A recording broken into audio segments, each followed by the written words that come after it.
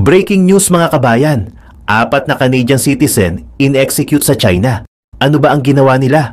Pangalawang breaking news, China napahiya sa pag-reject ng Saudi Arabia sa kanilang binibenta. Ano kaya ang binibenta ng China? Pangatlong breaking news, Pilipinas gustong ipasali ang India sa Quad Alliance. Sino ba ang ibang bansa kasali sa Quad Alliance? Bago tayo magumpisa, baka pwede pa like ng video na ito. Malaking bagay na to sa aming mga content creators. Maraming salamat po.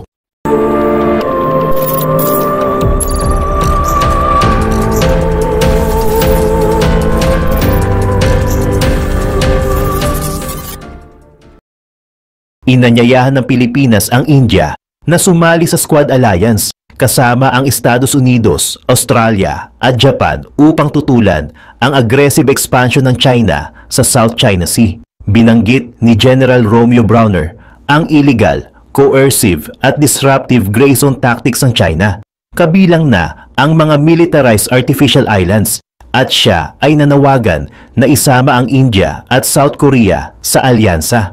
Ayon sa pahayag ni General Browner sa Raisina Dialogue, sama-sama kami ng Japan at ng aming mga partners, tinatangka naming palawakin ang Squad upang isama ang India at South Korea.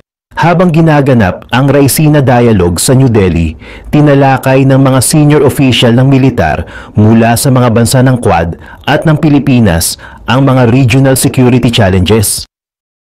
Itinuturo ni General Browner ang pagtatayo ng China ng artificial islands, kabilang na ang isang 2.7 km runway na may air defense at missile systems sa Mischief Reef. Nagbabala siya kung saan sinasabing, sa hinaharap, naniniwala kami na kukunin nila ang buong kontrol sa South China Sea.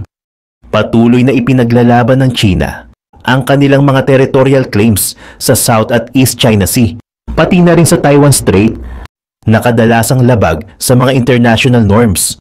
Bilang tugon, pinapalakas ng Japan ang kanilang defense budget upang mapabuti ang kanilang kakayahan sa digmaan, ayon kay General Yoshihide Yoshida ng Japan.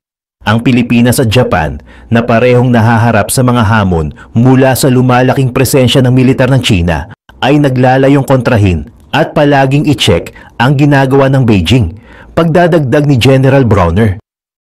Bagamat ang Squad ay nananatiling isang informal group, nagsagawa na ng mga joint maritime activities ang mga member states sa South China Sea sa loob ng mahigit isang taon.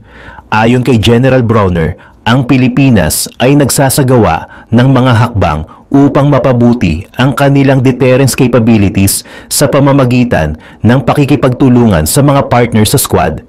Inilarawan niya ang grupong ito bilang isang collaborative effort na nakatuon sa mga military aspects, intelligence sharing, joint exercises at mga operations. Samantala, sa iba pang mga balita, sinabi ng China noong Huwebes na ito ay kumikilos ng nakaayon sa batas, sa kabila ng pagkontra mula sa Canada ukol sa pagpatay sa 4 na mamamayan ng Canada sa mga nakaraang linggo. Sinabi ni Melanie Joly, Foreign Minister ng Canada, sa mga reporter sa Ottawa noong Miyerkules na ipinapatay ng China ang 4 na mamamayan ng Canada noong mga nakaraang linggo, na tumanggi sa mga pakiusap mula sa Ottawa para sa leniency. Ayon kay Joly, malakas naming kinukondena ang mga pagpatay na nangyari laban sa mga Canadian sa China. Sinabi niyang hindi siya maaring magbigay ng mga detalye tungkol sa kaso dahil sa mga privacy requests mula sa mga apektadong pamilya.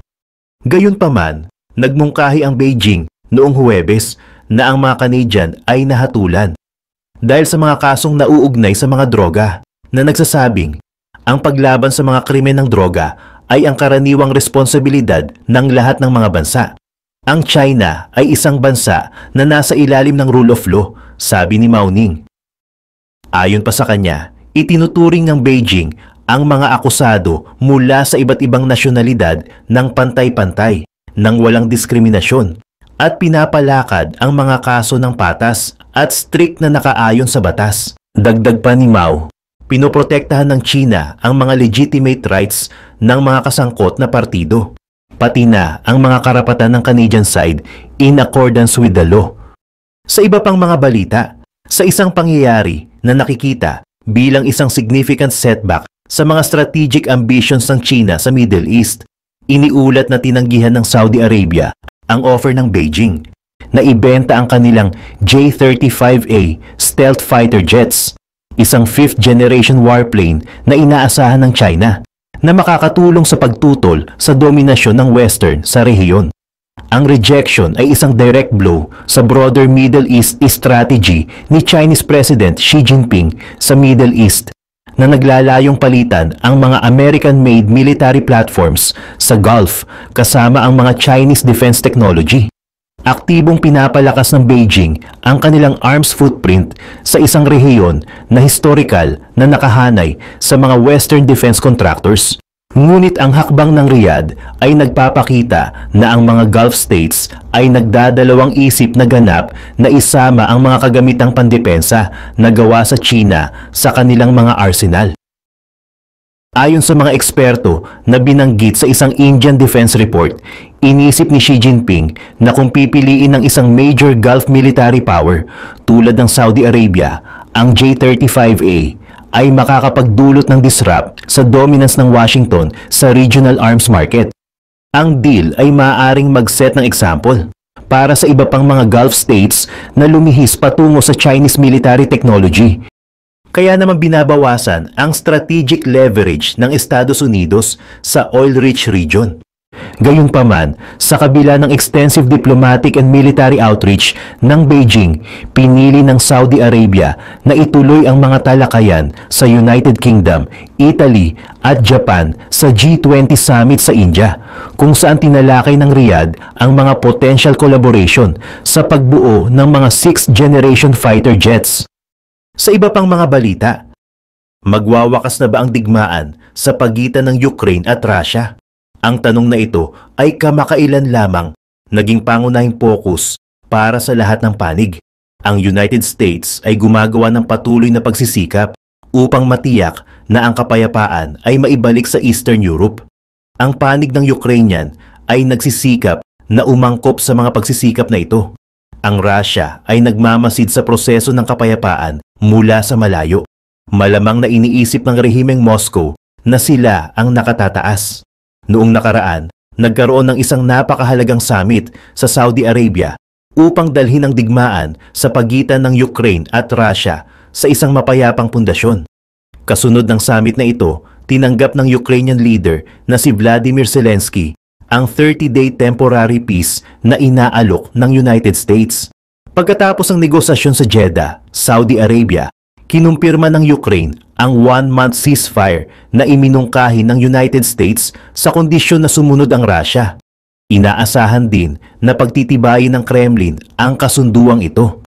Sinabi ni US President Donald Trump na may isang grupo ng mga opisyal na patungo na sa Russia dahil pinag-iisipan ng Moscow ang ceasefire sa Ukraine na iminungkahi ng United States. Ang sugo ni President Donald Trump, si Steve Witkoff, ay inaasahang bibisita sa Kremlin ngayong linggo upang magpresenta ng isang ceasefire proposal at talakayin ang mga tuntunin ng isang peace deal. Iniisip na ang pagbisitang ito ay planong hikayatin si Russian President Vladimir Putin. Iminungkahi na nagpadala si Donald Trump ng isang delegasyon sa Moscow para sa layuning ito. Sa katunayan, sinabi ng isang senior official mula sa Trump regime sa isang private statement na tiwala siya na tatanggapin ng Russia ang isang peace agreement. Sinabi ni US Vice President Sebastian Gorka kay Andrew Marr na ang mga pagkalugi ng Russia sa loob ng kanyang 3-year occupation sa Ukraine ay nagpahirap sa pagpapatuloy ng digmaan sa politika. Sa ngayon, sinabi ng Kremlin na gusto nitong direktang makipag-usap sa United States bago magdesisyon sa isang ceasefire proposal. Sinabi ng Kremlin spokesman na si Dmitry Peskov na hinihintay ng Moscow ang detalyadong impormasyon tungkol sa proposal. Sinabi ng tagapagsalita ng Russian Foreign Ministry na si Maria Zakharova na hindi niya isinasantabi ang pakikipag-ugnayan sa mga US representatives sa mga susunod na araw. Ngunit binigyang diin niya na ang mga posisyon ng Russian Federation ay hindi nakadepende sa mga kasunduang ginawa sa ibang bansa. Samantala, si Russian President Vladimir Putin ay gumawa ng isang hakbang sa gitna ng mga pagsisikap sa kapayapaan ni Donald Trump na inaasahang magpapalala sa sitwasyon. Si Vladimir Putin ay nagsuot ng buong military uniform sa unang pagkakataon mula nang ilunsad niya ang kanyang full-scale invasion ng Ukraine sa isang panahon na papalapit na ang posibleng peace talks.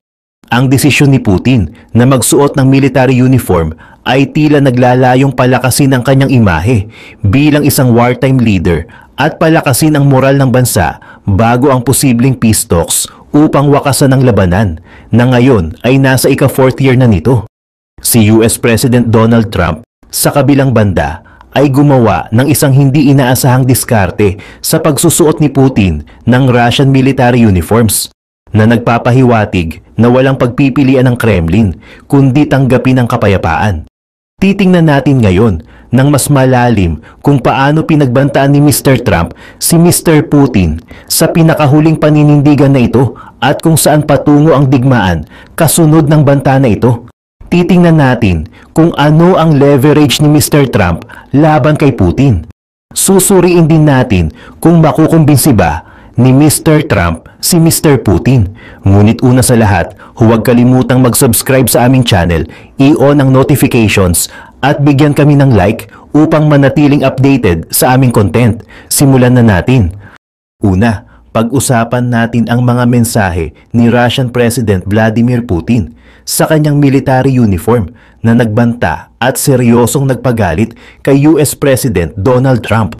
Sa kanyang paglabas na nakasuot ng military uniform, gumawa si Putin ng mahahalagang assessment habang bumibisita sa isang command center sa Western Kursk region ng Russia sa hangganan ng Ukraine. Iminungkahi ng leader ng Russia ang paglikha ng isang buffer zone sa kahabaan ng border.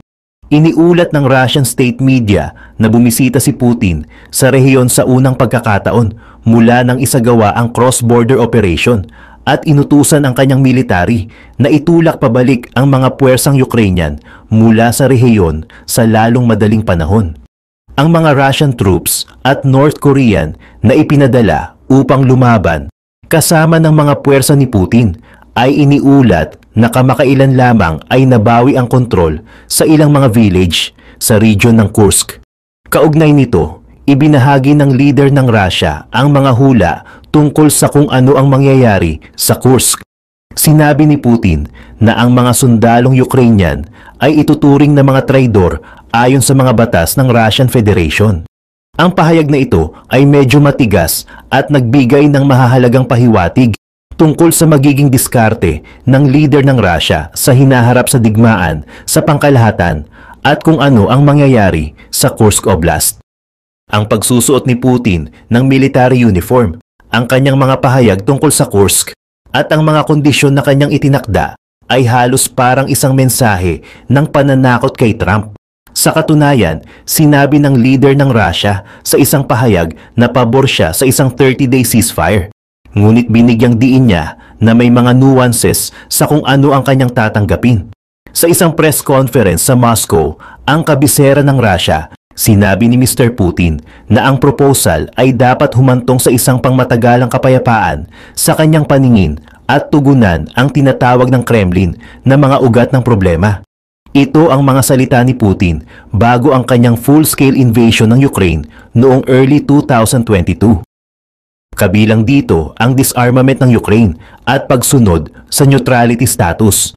Sinabi rin ng leader ng Russia na ang isang katanggap-tanggap na kasunduan ay mangangailangan sa Ukraine na ihinto ang karagdagang troop deployment at training.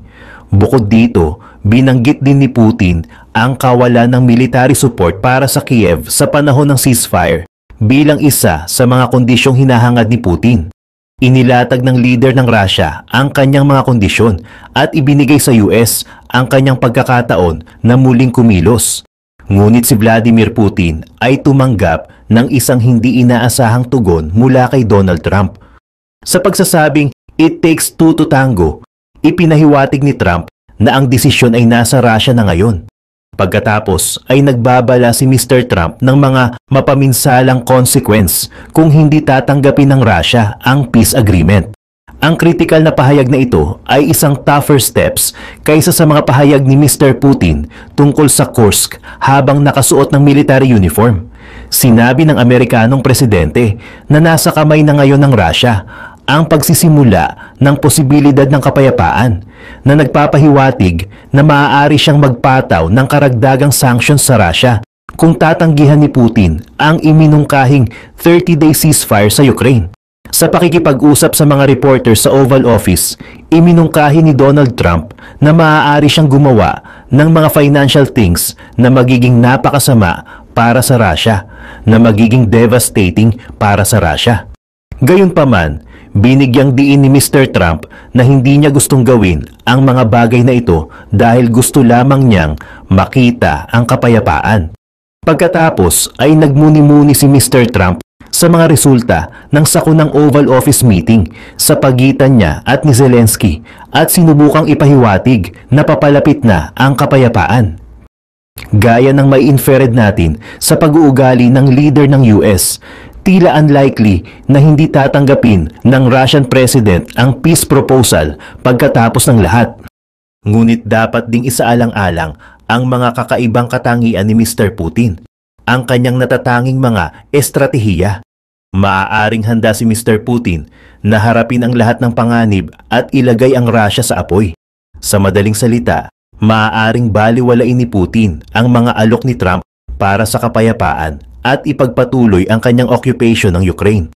Sa ganitong kaso, anong uri ng reaksyon ang haharapin ng Russia mula sa United States? Ang unang alternatibo ay ang pagpapadala ng US ng pinakamakapangyarihang game-changing weapons sa Ukraine. Iniutos na ni Donald Trump ang agarang pagsisimula ng military assistance. Inanunsyo ni Mr. Trump ang kanyang desisyon na ipagpatuloy ang security at intelligence assistance sa Ukraine pagkatapos ng pag-uusap sa pagitan ng dalawang bansa sa Saudi Arabia. Sa paggawa ng ganitong desisyon, maaaring calculated ng leader ng US na uurong ang Russia sa kapayapaan. Maaaring ginawa ni Trump ang desisyong ito nang maaga sa kanyang mga pagsisikap na hikayatin si Putin. Noong nakaraang linggo, sinuspinde ng United States ang hundreds of millions of dollars ng American security assistance sa Ukraine at itinigil ang intelligence sharing. Sinabi ni President Donald Trump na hindi pa handa ang Kyiv para sa kapayapaan. Ang marahas na hakbang na ito ay sumunod sa isang sakunang meeting sa pagitan ni Trump at Ukrainian President Volodymyr Zelensky sa Oval Office na nagtapos sa sigawan. Kung ang aid suspension ay extended ng walang katiyakan, maaari nitong maubos ang mga bala ng Ukraine at makahadlang din sa kakayahan nitong targetin ang mga posisyon ng Russia. Ang mga European officials sa buong continent ay nagpahayag ng pagkabahala sa desisyong ito at nagsimula ng ilang round ng mga meeting tungkol sa kung paano patuloy na maipagtatanggol ng Ukraine ang sarili nito nang walang tulong ng US. Ngunit ngayon, sa desisyon ng US, ang tulong ay muling naibalik sa pamamagitan ng Poland. Sa pagpapadala ng mga Patriots, HIMARS, Abrams tanks, at marami pang ibang military vehicles at equipment sa Ukraine, maaaring kumbinsihin ng Trump regime ang Russia na makipagkasundo. Bilang karagdagan sa ceasefire offer, sinabi ni US National Security Advisor Mike Waltz na tinalakay ng US at Ukraine ang mga humanitarian concerns at ang security guarantees na hinahangad ng Ukraine. Sa puntong ito, hiniling ng Kyiv ang American military commitment upang ipatupad ang anumang peace agreement na nilagdaan sa Russia na sumira sa mga ceasefires 3 years ago at naglunsad ng isang full-scale invasion.